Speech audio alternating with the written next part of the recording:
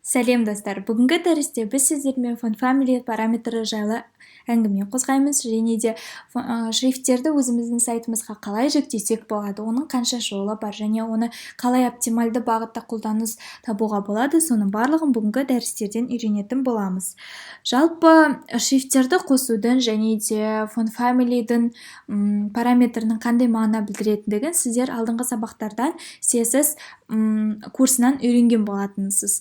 Яғни font family'дің шрифттік параметр екендігін, оны барлығын қалай жазу керектігін, синтаксисінің барлығын сіздер білесіздер.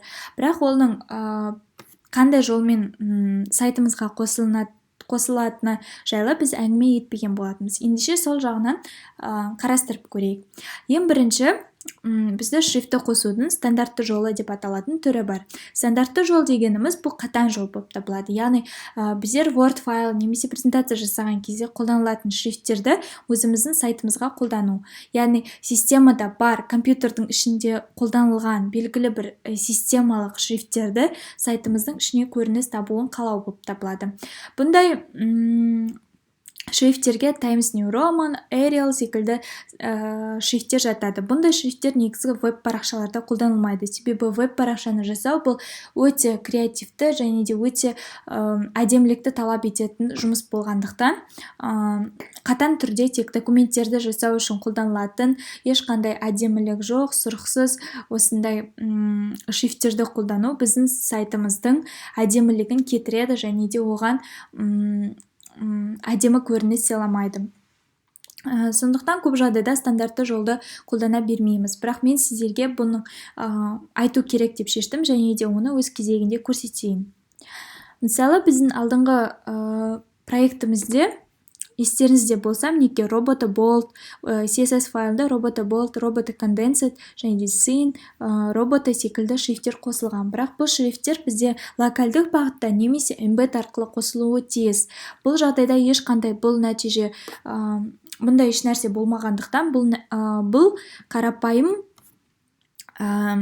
стандартты түрде оқылынады. Яғни бұны барлығы қазір сайтымыздан қарасақ, Times ретінде немесе Arial ретінде көрініс табуы мүмкін. Себебі біздің roboto black немесе roboto light секілді әртүрлі шрифттеріміз біздің fonts папкасының ішінде болса да, оның ішінен бұл нәтиже бұл embed арқылы немесе басқа да жолмен ашылынып тұрмағандықтан, пульті көрсетілмегендіктен бұл нәтиже оқылмайды. Соны мен сіздерге веб парақшадан көрсетейін. Мынау біздің веб парақшамыздағы бөлек, оны developer tool'дан қарайтын болсақ, компьютерді басып, мінекей, rendered fonts Times деп жазылып тұр. Яғни біздер roboto деп жазсақ та, бұл оқылмағандықтан бізде Times деген системалық стандартты шрифті көрсетіп тұр. Яғни бұның барлық шрифттардың барлығы Times арқылы жазылған. Бұл стандартты шрифтті қосу жолы болып табылады. Жалпы келесі жолға өтпес бұрын мен сіздерге синтаксисінің тағы да бір рет түсіндіріп өтейін. Бізде font family'ді осылай жазамыз. Мысалы, мынау біздің шрифттің отбасының, яғни семействосының аты болып табылады. Бұл жерде Times отбасы болуы мүмкін, немесе мына жерде беріліп тұрған ат болуы мүмкін, немесе әртүрлі басқа да аттар болуы мүмкін. Мысалы, roboto light, roboto bold шрифттерінің ата-анасы, яғни семействосы roboto болып саналады. Сондықтан бұл жерде roboto жазылынады. Келесі sans serif. Sans serif деген не мағына білдіреді деп ойлайтын шығарсыздар. Бұл типі болып табылады шрифттің. Шрифттардың бірнеше типі бар. Serif, sans serif, monospace, cursive, fantasy секілді. Бұлардың барлығын өздеріңіз осы сайтты беріп кетем описание бөлімінде. Бұның барлығын қарап оқып алсаңыздар болады. Бірақ мен сіздерге ең бастысы sans serif пен serifтің айырмасын үйреткім келіп тұр. Егер де астына түсетін болсақ, мына жерде біздер өте қатты ұлғайтатын болсақ, екеуінің айырмашылығын көреміз. Біріншісі, this is an example of a serif font. Яғни бұл serif шрифтінің қалай көрініс табатындығы. Егер де астарыңғы егер мұқият қарайтын болсаңыздар, әріптердің әрбір астыңғы жағында және үстіңгі жағында белгілі бір аяқталу деңгейі бар, яғни белгілі бір аяқтары бар. Егер де шрифттердің аяқтары болатын болса және де ол қатулы үн сыйлайтын болса, бұндай шрифттерді сериф шрифттер деп аталады. Сериф шрифттерін тез оқимыз және де олар көбіне журнал, кітап немесе тағы да басқа орттық файлдар жасау үшін қолданылады. Бұлардың барлығы егер де мына линиядан ұзын сызық құрайтын болсақ, бұл бір сызықты береді. Яғни бұлардың аяқтары, бұларды орысша немесе засечка деп атайды. Бұларды осылайша айыра аламыз. Көп жағдайда біздің сайтымыз үшін сериф шрифттер қолданбайды, себебі айта кетерлігіміз, бұлар өте біздің сайтымыз үшін креативті емес. Енді келесі бұл sans-serif деп аталынады. Sans-serifте өзіміз айтқан засечкалар жоқ. Яғни бұлардың аяқтары жоқ, аяқталусыз әріптер болып табылады. Бұлар көзге әдемірек көрінеді, жағымдырақ көрінеді және жұмсағырақ көрінеді. Қарасаңыздар, бір-біріне қосылмаған әдемі жазу, дөңгелек секілді аяқталған жазуларды көреміз. Мінекей, екеуінің айырмасы осыда. Енді сіздерге бірінші жолды және де sans-serif пен серифтің айырмашылығын айтып кеттім. Көп жағдайда sans-serif жазулары қолданылады. Енді екінші жол бұл embed жолы деп аталынады. Бізді жалпы сырттан өзімізге системаның өзінде емес, сырттан шрифттерді қосудың екі түрлі жолы бар, ал жалпы шрифті қосудың үш жолы бар. Бізде Google Fonts деп аталынатын шрифттердің үлкен алаңы бар. Бұл жерде өзімізге қажетті шрифті белгілеп алып, оны өзіміздің сайтымызға қоя аламыз. Бірақ бұл жерде айта кетерлігі, Google Fonts'тың көптеген жақсы жақтары бар және жаман жақтары бар.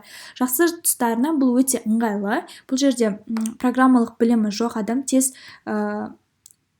қарап тез өзінің қалағанын істей алады. Екіншіден, бұл нагрузка көп бермейді. Сайтымыздан бұл белгілі бір памятті алып, оның жұмысын тоқтатпайды. Ал минус жақтарына бұл жерде көбіне өте көп кездесетін шрифттер кездесе бермейді. Яғни креативті әдемі шрифттер бар, бірақ бұлардың көбісін сайттарда қолдана бермейміз. Сайттарда одан да креативті, одан да әдемірек шрифттерді тегін әрі өте оңай түрде алуға болады. Бірақ Google Fonts'та өз кезегінде қолдануымызға болады. Негізгі бұл жерде одан өзге Google Fonts'та платный, яғни ақша төлеп алатын шрифттер бар. Бұндай шрифттер, дизайнерлік шрифттер, өте әдемі шрифттер болып табылады. Сондай кезегде қолдансақ болады. Өз кезегінде мінекей бізде өзімізге қажетті фонт, мінекей Roboto деп атап тұр, ол бірінші тұр. Себебі бұл көп қолданылатын шрифт болып саналады. Одан өзге басқа шрифттерді алсақ болады, бірақ мен қазір Roboto'ны аламын. Үстін бастым, мінекей. Мына жерде өзіме қажетті авокодтағы атауларды белгілеп алам. Менің кодымның ішінде light сөзі болды. Select this style дегенді басамын. Regular болды. Select this style'ды басам. Және де bold пен black болды. Мінекей, қосып алдым. Өзіме қажетті Roboto'ның түрлерін өзіме жүктеп алдым. Егер де бір нәрсе қажет емес болса, мына жерде минусты баса салам және де ала салам. Өзіме қажетті нәрселерді осылайша істей алам. Мінекей, Google Fonts арқылы мына жерде embed деген сөз бар. Осы embedдегі embed тәсілі арқылы екі нәрсе жасауға болады. Линк арқылы өзіміздің интернеттен шрифті жүктеуге болады, немесе импорт арқылы. Егер естеріңізде болса, мен сіздерге импортпен қалай жұмыс істеу керектігін CSS сабақтарында үйреткен болатынмын. Яғни стайлды осылай копировать етіп, стайлдың ішіне сала саламыз және де бұл жүзеге асады. Немесе линк арқылы. Линкті копировать етеміз. Өзіміздің индекс HTML-ға міндетті түрде CSS-іміздің алдына саламыз. Себебі, егер де CSS-іміздің алдына салмасақ, бұл нәтиже кейін оқылады да, бұл жүзеге аспай қалады. Келесі кезекте өзімізге қажетті нәрсені осылайша Roboto CSS файлымызға енгіземіз. Мен қазір әрқайсысын жеке өзгертіп отырғым келмейді, сол үшін жай ғана HTML және де осы кодты қоя саламын. Және сайтымнан бақылаймын. Сайтымнан бақылаймыз. Просмотреть код деп басайық. Компьютер. Неке астына робота деп аталынатын жаңадан файл қосылды. Яғни мен бұны интернеттен жүктеп отырмын. Екінші жол embed жолы осы интернеттен жүктеп алу жолы болып табылады. Яғни оны мен импорт арқылы жүргізе аламын, немесе жай ғана линк арқылы жүргізе аламын. Бұл екі жолда жүзеге асады, бірақ бұл жерде тағы бір нюанс бар. Яғни егер де менің интернетім болмай қалса, немесе интернетім өшіп қалатын болса, бұл өз кезегінде жұмыс істеуін тоқтатады. Яғни офлайн режимде бұл жұмыс жасамайды. Және екінші нюанс бұл, егер де бұның барлығы Designed by Christian Robertson деп аталыпты. Яғни бұл Кристиан атты адамның жасалуы. Егер де ол өз кезегінде шрифтін кетіретін болса, осы Google Fonts'тан оның әбден құқығы бар. Немесе оған өзгерістер енгізіп, бұл шрифттерді ақшалай сататын болса, бұл нәтижелер жүзеге аспай қалады. Сондықтан бұл жолда көп қолданыла бермейді. Келесі жолы бұл локальдық жол деп аталынады. Яғни бұны интернет бетінен көшірмей ақ, жай ғана download деген кнопканы басамыз. Неке Google'дан скачать етсек болады. Немесе мен сіздерге өзге әдемі шрифттер кездесетін, ең үздік шрифттер кездесетін webfonts.pro сайтын беріп отырмын. Бұл жерде өзіңізге қажетті әртүрлі шрифтті таңдап алсаңыз болады. Бұл жерде өте көп. Және өз кезегінде мына жерден тіпті категорияларын таңдап сол арқылы жасасаңыз болады. Бұл жерде өте көп әрі өте әдемі шрифттер кездеседі. Солардың барлығын тегін өзіңіз қарап алсаңыз болады. Мысалы, маған роботы керек. Мен мына жерге роботы деп жазамын. Search белгісі бар. Мінеке роботын өзімнің тауып алдым. Үстін басамын. Мінеке мына жерде мен бүкіл ақпаратты аламын. Поддержка кириллицы деген бар екен. Поддержка латиницы. Осының барлығы маған керек. Және де начертаниясы бар. Яғни маған bold керек, light керек, regular керек менің проектім үшін. Осылардың барлығын мен алсам болады. Бұл жерде тағы да екі жолмен істеуге болады. Бұл жердегі ETF, WOV файлдарды мен қазір сіздерге түсіндіретін боламын. Одан өзге, мына жерде мысалы робото light керек болатын болса, мен вебті басамын. Мына жердегі кодты көшіріп аламын. Және де өзіме қажет HTML, өзіме қажет бөлікке CSS style CSS-қа жазамын. Мінеке. Енді бұл жерде, егер естеріңізде болса, мен сіздерге проект жасамастан бұрын фонт атты папканы өздеріңізге GitHub-тан жүктеп алуларыңызды өтінген болатын. Avocode қосымшасымен бірге. Сол жерде мінеке бізде өзімізге қажетті барлық шрифттер болып тұр. Соны жай ғана мына жерден енгізе салам. Одан бөлек жаңа біздер download кнопкасы арқылы, мінеке download кнопкасы арқылы өзімізге қажетті шрифттарды енгізіп алдық. Дәл солайда осы жұмыс жасайды. Кез келген шрифтті папкасын осылай скачать етіп аласыз да, өзіңізге қойып алып, өз кезегінде проектіңізде ашып қолдана берсеңіз болады. Кез келген шрифттерді осылайша webfonts-тан іздейміз, және де веб кнопкасын басамыз, осылайша осындай кодировкасын өзімізге копировать етеміз. Енді өз кезегінде біздің қай жерде орналасқанын көрсетуіміз керек. Ол үшін мен бірнеше жолдарға қатар өзгеріс енгізгім келіп тұр. Сол үшін option кнопкасы арқылы немесе alt үш нәрсеге бірден өзгерту енгізгім келіп тұр. Мысалы, мен бірінші бұл папкадан шығамын. Fonts папкасына кіремін. Fonts папкасына кіремін қазір. Мінекей, кірдім. Енді соның ішіне Roboto Light'ты таңдаймын. Мінекей. бұл жерде кейбір осылайша кейбір артық сөздер кетіре салу керек. Неке? Қалғанның барлығы жұмыс жасайды. Неке? Енді өз кезегінде бізде робото деп шақыратын болсақ, роботолайт деп шақыратын болсақ, бұл жүзеге асады. Мінекей, көрдіңіздер ме? Бірден ауысты, сіздердің көздеріңше қалың болдық, енді жоғарыда. Себебі біздің сайтымызда роботолайт жұмыс жасап тұр.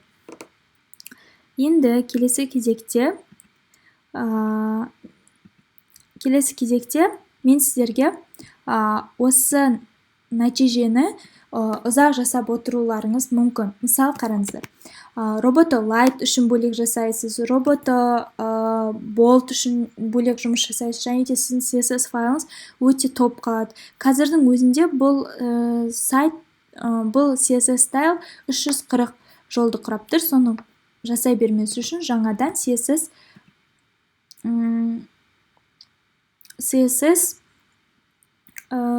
файлын ашам. Неге? fonts.css деп ашам. Және өзіме қажетті барлық осындай кодировкаларды сол жерге қою арқылы мен сайтымды оптимизациялаймын. Өзіме қажетті роботолайт,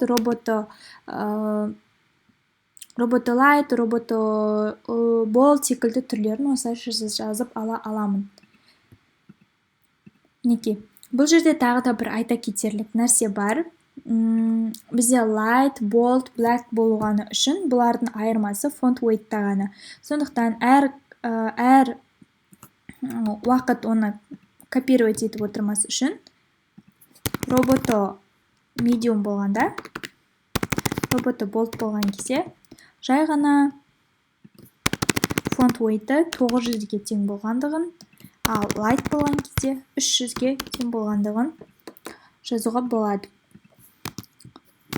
Және де егер де regular болса 400 деп енгізейік.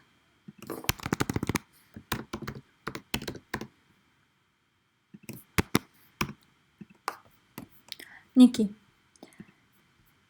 Роботолайт болған кезде мына жерден оқиды, бұның барлығы жүзеге асады. Және де бұны тағы да айта кетерлігі, мына жерді кетіріп тастаймын, себебі бұл embed арқылы жасалған жол еді. Бұл жерге тағы да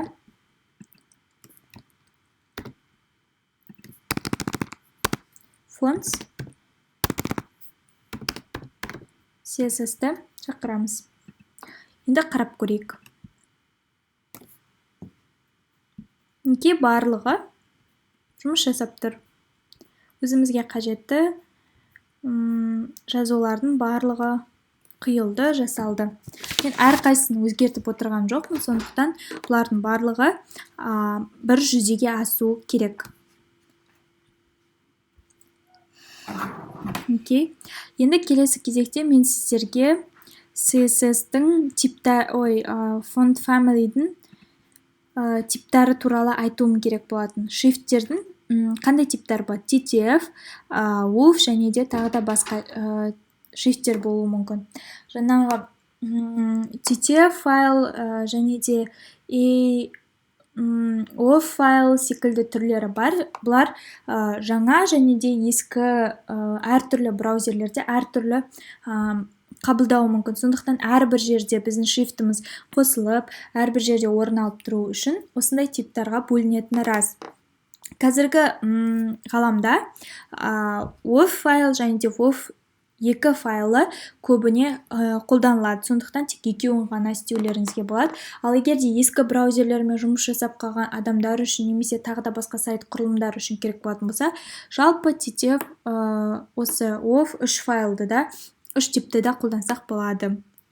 Бұның барлығын егер де кейбір сайттарда былай болуы мүмкін. Мысалы, бізде WOV файл бар, бірақ бізге TTF файл болу керек болса, біздер convert жасай саламыз. Convert TTF to WOV мінекей.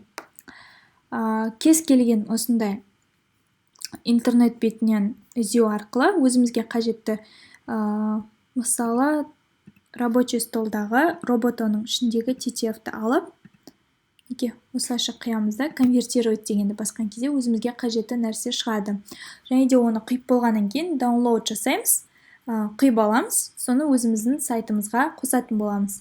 Немесе егер де тағы да айта кетерлігі, мысалы сіздің сайттарыңызда жаңа Google Fonts'та немесе жаңа папкалардың ішінде кейбір жағдайда мынандай жаңа папкамызды ашып көрейік VS Code'дан. Өзіміздің ашып көріп жатырмыз. Біздің ішінде лицензиямыз бар екен, және де өзімізге қажетті барлық шрифттер бар екен. Осылайша біздер оны атын фонтқа өзгерте салып, осындағы өзімізге қажетті нәрселердің бәрін мына жерге қия салсақ болады. Бірақ бұл жерде екеуі бір болғандықтан мен жай ғана кетіре саламын. Кейбір жағдайларда осындай файлдардың ішінде бөлек CSS файл болады. Бұндай CSS файлдар осындай бөлек ашпай-ақ осылай жазылып тұрады. Ішінде осындай конфигурациялар ыңғайлы, соларды алып, жай ғана перетаскивать етіп, мына ішіне сала саламыз, және де атын өзгерте салу арқылы істей салуға болады.